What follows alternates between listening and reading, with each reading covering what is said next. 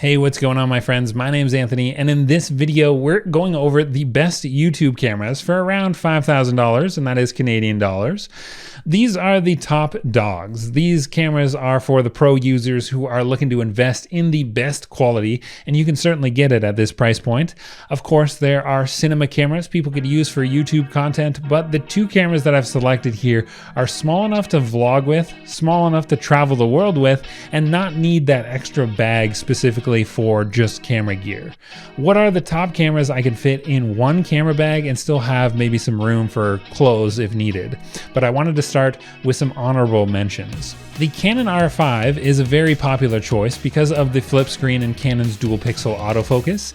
Their autofocus is what attracted legendary vlogger Casey Neistat in the early days of his career, and now that this camera has been out for a little bit of time, you can have this for well under 5,000 Canadian. Good pick, but is it the best camera for YouTube? It's very close. The Nikon Z8 is essentially a Nikon Z9. It's an absolute weapon of a photo camera, but no flip out screen. It's a larger body design, so it would be great for somebody like myself who is behind the camera a lot, maybe rigging out a camera for at home, in studio kind of use. This camera is still more designed for the working professional photographer, but the video specs are pretty insane. So this is more of it's more capable of capturing like very high-end video, but it's still not the best YouTube camera. But although it's totally doable, I just don't think it's maybe the best pick, but it's an honorable mention for sure. One of the two winners of the best YouTube camera for around $5,000 are both Netflix-approved cinema cameras, and our first pick is the Canon R5C. This camera is a video beast with pro video features that make shooting video feel like you're kind of shooting with a camera that is designed to shoot video, not a camera that is for photography that also shoots good video. The camera has an option to shoot either shutter angle or shutter speed, but you could also take great looking pictures with this camera as well, and the camera does have a 45 megapixel sensor for you to do so with. This full-frame camera takes CF Express Type B cards and SD cards. The electronic stabilization is pretty good, but no IBIS on this camera body. Canon's dual pixel autofocus is great. You could shoot 12 frames per second in photo mode. You could shoot 8K video. This is the first camera on our list where we start to see raw video to be introduced in body, and you can make changes to things like white balance in post after you've gone home and finished your shoot, which is pretty wild. The files will be large, and it'll leave you in charge of and have like that ultimate control in post-production, so you can focus on getting the shot when on location. And of course, the R5C can shoot 10-bit 422 color space, and Canon is well known for their great colors when shooting video. Canon also includes C-Log 3, which is a very easy log profile to work with. You get great colors out of it, and that is fantastic. The body is larger than the normal mirrorless cameras that we see, but it supports a fan that starts to activate once you start shooting either 4K 120 or 8K 60p without a crop, which is pretty exciting. And that fan is necessary to keep the camera cool and just make sure that you can go on for long periods of time. There are buttons all over this camera body, and 13 of them are assignable to make the camera kind of your own and place functions where you want them. One crazy feature on this camera you don't see with other video cameras is you can record different file formats to the SD card and the CF Express cards at the same time. I could record raw video to the CF Express card while recording 2K MP4 files to an SD card. That's super helpful for the working professional. Canon is playing 4D chess with this camera because one of the reasons why you would actually want to shoot 8K video is for VR video recording. And if you pair this with the dual fisheye lens, this camera can record stereoscopic 3D 180 degree VR video. Viewing in 3D requires the use of a compatible head mount display and a plug-in for Premiere Pro to actually edit the video, but you can read more about this on the Canon website because it is crazy to think that this camera came out long before the Apple Vision Pro, and Canon have already kind of dove into recording and capturing virtual reality content. What are the downsides? Well, Tough to really think of some for this camera that feels like a bit ahead of its time, but one thing you'll notice is the camera does chew through the smaller Canon batteries pretty easily. Canon does allow you to charge the camera via USB-C or like a DC plug. There are a few specific battery banks that Canon recommends. They do make a traditional Canon battery grip for this camera, and that could be a solution. Or you could just run a V-mount through the camera as well, but then you're gonna have to rig it to the body somehow. You have to do some research on what watt-hour batteries will work with this camera, but that is a little bit of a downside. Our next and last camera on this list of the best cameras for YouTube at around the $5,000 price point is the Sony FX3. There's a lot of videos out here on this camera, so I'm not going to spend too much time running through all the features and the specs, but I'll try and give you something interesting and information that you're not going to find watching other reviews on YouTube.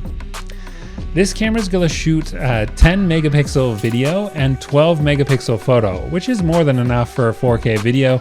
This is the max resolution for the Sony FX3. The low light performance is what makes this camera so wild to work with, and it has nothing to do with the amount of megapixels and everything to do with the size of those pixels. Pixels are square wells that collect photons. The bigger the well, the higher the number of photons collected, and if the camera is collecting more photons, then the camera would perform better in low light environments. Sony is in deep along with the other core brands when it comes to like the megapixel race, but when it comes to their video cameras, they know that it's not the amount of megapixels that actually matter, it's all about the size of those pixels, and that is why Sony cameras are so fantastic in low light situations.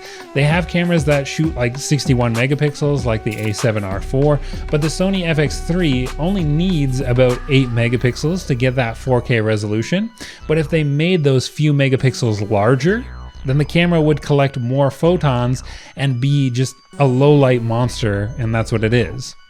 The camera's base ISO when in log profile is 800, and it has a dual base ISO at 4000. So if you're shooting 3600 ISO, it would actually be better to bump it up to 4000, and it would give you a much cleaner looking image.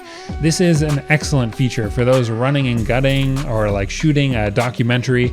If you're not able to actually set up lights all the time, then this is what you want to see.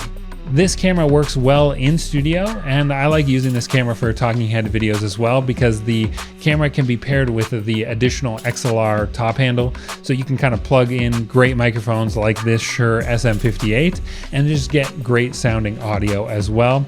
When you do add this top handle into the sale, the camera feels excellent in the hands and truly feels like a fully functioning compact cinema camera. This top handle goes for $800 on its own, so it does raise the cost of the camera package, but the camera feels like a complete solution, and it is very comfortable to hold in the hand when you're doing so via the top handle. When I'm looking at video specs online, I'm always looking to see what might be the expected dynamic range of the camera that I'm researching. Brands will list the number of stops of dynamic range that the camera has, and it's not always like apples to apples. The Sony FX3 has excellent dynamic range, and that has to do with the amount of information the camera is recording within that video file. The number one spec that I look at when it comes to a video camera is the amount of megabits per second that the camera can actually record to, or just record in general. If you go to the specifications of any camera, it should tell you all the different file formats and how many megabits per second that you're actually getting in, like, say, a standard 24 frames per second kind of mode. So there's a video codec on the FX3, and it is XAVC S-I DCI. This is the highest quality video format, and if you're looking to record that format in, like, say, 23 or 24 frames per second, you could actually see how many megabits per second the video files are giving you, and then compare that to other cameras that you're looking at with the same brand. Here, the highest quality video, the format 4K 24 frames per second, it shoots 240 megabits per second in 4K, like 10-bit 422. And you can expect excellent dynamic range coming from this camera, and I can confirm that to be true.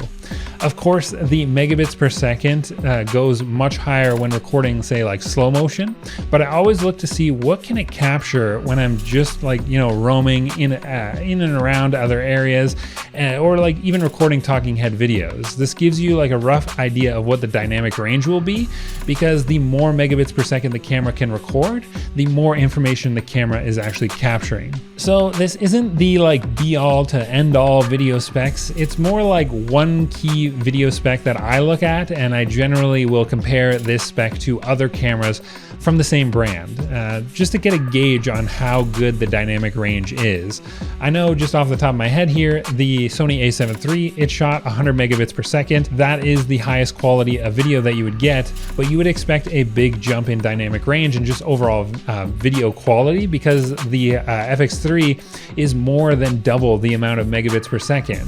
But like I said, it's not really apples to apples either, because I know Fujifilm cameras, they can get up to 400 megabits per second, but the amount of dynamic range is not better on the Fujifilm cameras when compared to the FX3, and I know because I own those both those cameras, right? So these numbers are not, they're super important, but to kind of be taken with a grain of salt. The Sony FX3 is the most compact option on our list here, and if I were to think of some downsides to this camera, that's kind of tough, because you got great autofocus, great low light performance, you can customize all the buttons that you really want. I guess it would probably just come back to the CF Express Type A cards. And just the overall price is a little bit unfortunate. This camera can shoot 2 SD cards, but to unlock the highest quality that you get out of this camera, it does require you to use those CF Express Type A cards. And those do sting a little bit, because even just a 160 gigabyte card adds quite a bit to the bill. Overall though, the options that we went over here are all so good, and you'd be really fortunate enough to just own any of these cameras for sure. It's a beautiful time to be alive, because there are so many unreal cameras to choose from. So let me know what your top pick would be. Let us know in the comments down below. Subscribe while you're down there, and let us know if you like this type of video by hitting the like button. Shop for the best gear at the best price on henrys.com. My name's Anthony, and I'll see you in the next one.